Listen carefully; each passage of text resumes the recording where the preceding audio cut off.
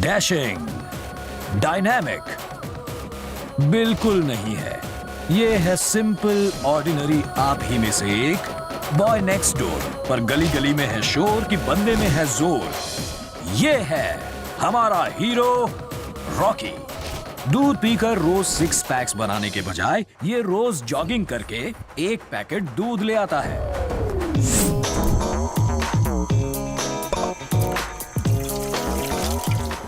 भाई इसका दिमाग उबलने में वक्त जरूर लगता है, पर दूध उबालकर कॉफी ये झटपट बना लेता है। ये हैं रॉकी के जॉकी फादर। जॉकी इसलिए क्योंकि रॉकी की लगाम हर वक्त इन्हीं के हाथों में रहती है। पापा कॉफी टेबल पे रख दो।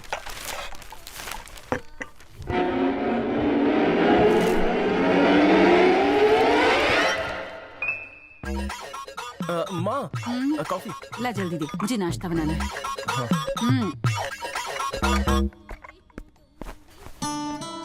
ये हैं रॉकी के बड़े भाई गौतम, बैंक में मैनेजर हैं। ये रॉकी की सबसे बड़ी भाभी कौशल्या, ये शहर के कॉर्पोरेशन सेक्शन में काम करती हैं। मम्मी ड्रेस पहनाई है ना। लड़कियों की तरह कितनी बार नहाते हो, सारा पानी खत्म हो जाता है। चलो जल्दी,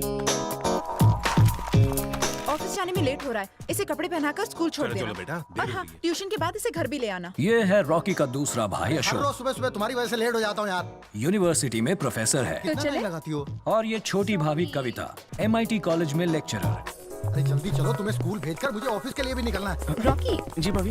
शाम को प्रोफेसर गीता के घर पर फंक्शन है और साड़ी मैंने ड्राई क्लीनिंग को दी है। प्लीज ले आओगे? हाँ ले आऊंगा। ये है रॉकी की छोटी बहन संध्या, MCOM कर रही है। डैडी मैं कॉलेज जा रही हूँ, बाय। बाय। और कंप्यूटर पर बैठे ये जनाब हैं शिव, रॉकी का छोटा भाई। डैडी एक्चुअली मुझे कॉलेज के पिकनिक के लिए 1500 रुपए चाहिए थे। ओह,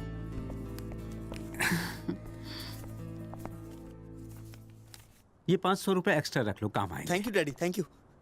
बाय मॉम। संभल कर जाना। पापा मुझे भी 50 रुपए चाहिए। क्यों लाड साहब? वो एप्लीकेशन फॉर्म भरना है, इस बार मैं जरूर 10वीं पास कर लूंगा। तुमने कहा और तुम हो गए। पास होने के लिए दिन रात मेहनत करनी पड़ती है जनाब। तुम्हारा छोटा भाई कैंपस इंटरव्यू में सेलेक्ट हो जाएगा, मेरिट में आकर उसे जॉब भी मिल जाएगी और फिर वो अमेरिका में सेटल हो जाएगा। और तुम फीस के नाम पर मेरे बहुत से रुपए बर्बाद कर चुके हो। तुम्हारा छोटा भाई तुम्हारे बाद स्कूल गया, फिर तुम्हारे साथ पढ़ा, फिर छलांग लगाकर वो तुमसे आगे निकल गया। तुम डफर थे, डफर हो और डफर ही रहोगे। जाओ जाकर कपड़े धो। सुनिए, शांत हो जाइए, मैं समझाती हूँ ना। लीजिए पानी। क्या सुबह सुबह तो भी आपका बीपी हाई हो जाएगा। क्यों, नाश्ता तो।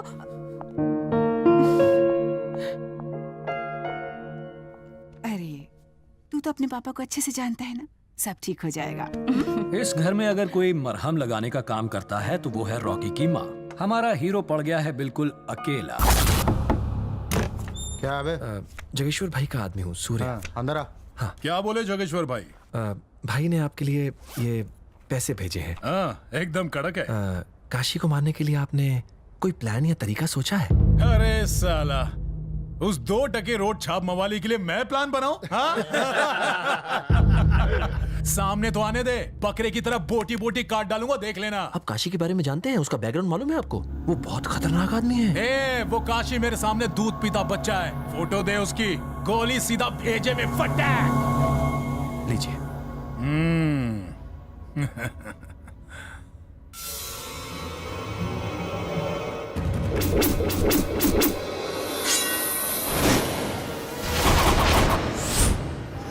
हाँ भाई।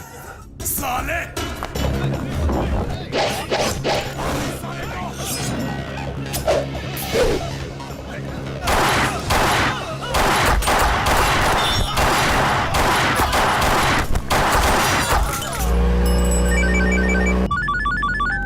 हेलो छोटे। हाँ भाई, जगेश्वर ने जिन गुंडों को मुझे मारने भेजा था, मैंने उन्हीं को नरकवासी बना दिया। आज से मारकाट के सारे धंधे बंद करके मैं पॉलिटिक्स में उतर रहा हूं, बड़ा हाथ मारने के लिए।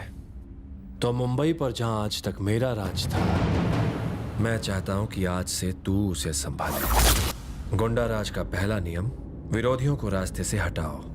शहर में सिर्फ एक ही गैंग चले, इसलिए जगेश्वर और उसके गैंग को उड़ा दो, उसके एक एक आदमी को चुन चुन के मारो।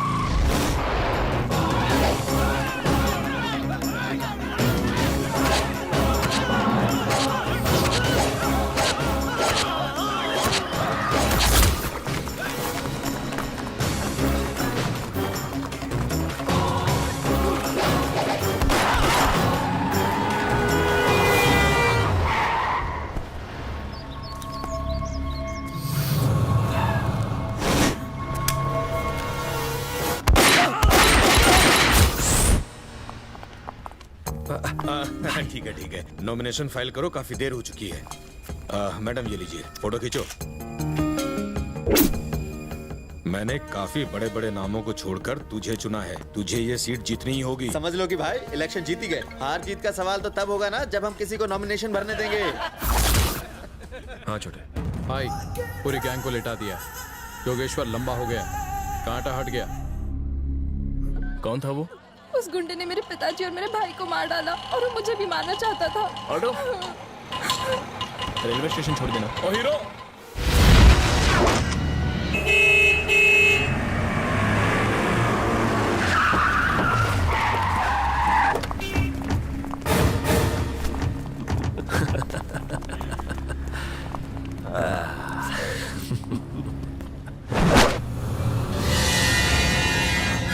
छोटे छोटे छोटे छोटे किसने मारा मेरे भाई को? छोटे छोटे छोटे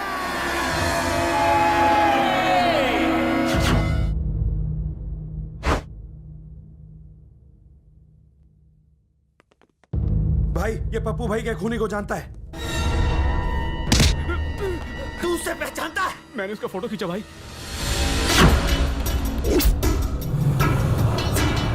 बड़ा कर, हाँ और बड़ा कर, प्रिंट कर इसे। साले तू मेरे भाई को मार कर ये शहर छोड़कर भाग गया था ना?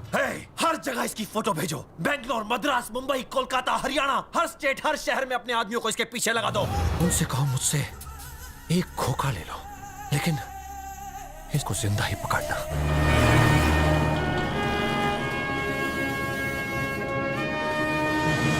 चाय की टपरी पर बैठे ये दोस्त ही रॉकी की दुनिया है, जिनमें ये हैं ओबामा, ये हैं हिटलर और ये हैं मुशर्रफ। मुशर्रफ चाहे इस बार बीजेपी सत्ता में आए, कांग्रेस या थर्ड पार्टी, चाय के बारे में उन्होंने सोचना चाहिए।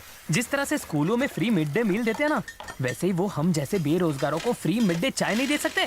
अबे सुन हिटलर, जिस दिन कोई चाय वाला इस देश का पीएम बनेगा तो ये भी हो जाएगा। अरे नालायको, सुबह से एक ही अखबार को तुम सब मिलके 4 बार पढ़ चुके हो। दोपहर होने को आई, एक कप चाय तो ऑर्डर करो। फ्री में है तो बोल। लुखो चाय की दुकान है, इसलिए चाय फ्री में मांग रहे हो। जहर की होती तब मांगते।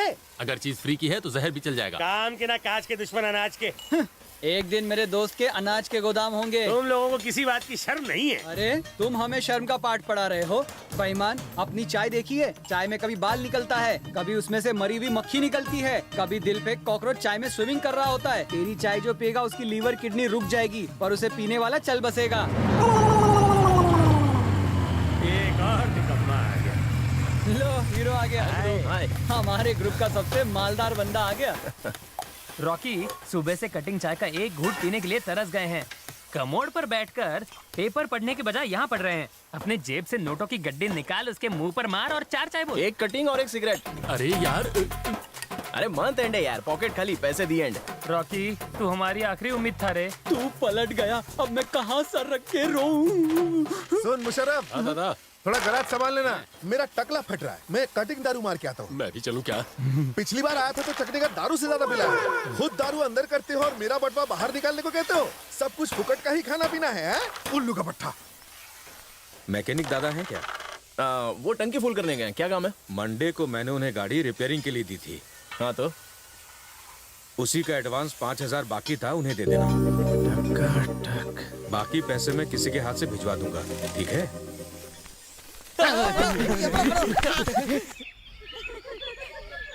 तुम भी ना।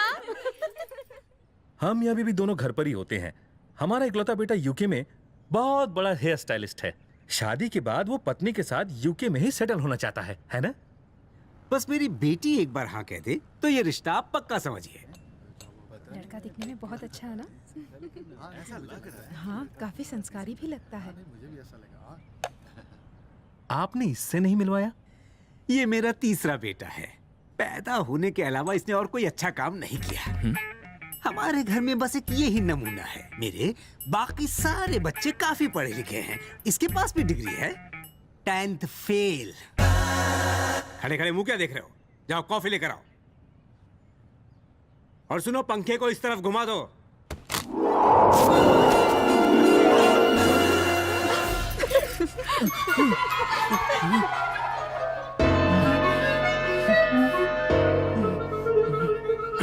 माँ, क्या हुआ? माँ, तेरे पति को और कोई काम नहीं है क्या? वो उस टकले के सामने मेरी बेइज्जती कर रहे हैं। बोल, तेरे होने वाले जीजा जी सुन लेंगे। कौन? वो?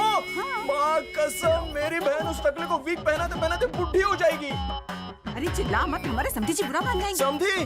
वो बुढ़ा जो बाबा आजम के जमाने की पैंट पहनकर आया है, वो बोल, क्या कर रहा है तू? क्यों चिल्ला रहा है? समधी जी अरे तो सुनने दो। अगर उनमें जरा सी भी शर्म है ना तो अभी के अभी घर का रास्ता नापने को बोल दो। हम आपको फोन करके बता देंगे, ठीक है? जी कोई बात नहीं। चलो चले। जब तक तुम इस घर में रहोगे, संध्या की शादी इस जन्म में नहीं हो सकती। अब या तो मैं इस घर को छोड़कर चला जाता हूँ या तुम इस घर को छोड़कर चले जाओ। माँ, पापा को बोल दो ना घर छोड़ने के लिए। कर जा तू। सुनिए, आपका बीपी हाई हो जाएगा। पता नहीं ये जाहिल मेरे घर में कैसे पैदा हुआ। आज के बाद जो भी आवारागर्दी करनी हो घर से बाहर करना। ये पढ़े लिखों का घर है और तुम अनपढ़ गंवार हो। तुम्हारा नाम मैंने अपने दादाजी के नाम पर रखा राधा कृष्ण। अच्छे खासे नाम का रेप करके तुमने रख दिया रॉकी। मैंने आपसे कहा था ना, मेरे दादाजी वाला नाम रखो गोपाल कृष्ण। तुम्हारे मेरे दादाजी की बात नहीं है, ये बात है नाम के क्रियाक्रम की। कितना कितना फर्क है इस उल्लू के पट्टे में और मेरे बाकी बच्चों में। जी करता है छुरा लेकर। माँ, गलती सारी पापा की है। मुझे जो करना था करने दिया। पूछो ना इनसे। मैं बचपन में माचिस की तीली से बड़ी बड़ी बिल्डिंगें बनाता था, लेकिन ये उसे भी तोड़ देते थे।